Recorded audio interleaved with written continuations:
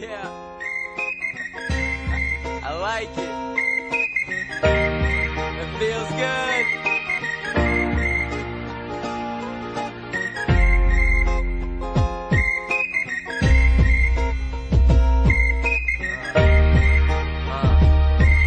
Yeah, this is the way we live life.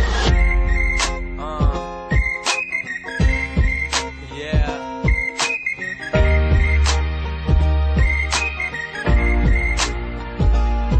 So it's like Monday, yep, 10 a.m. And I'm realizing I'm about to do this all again. So I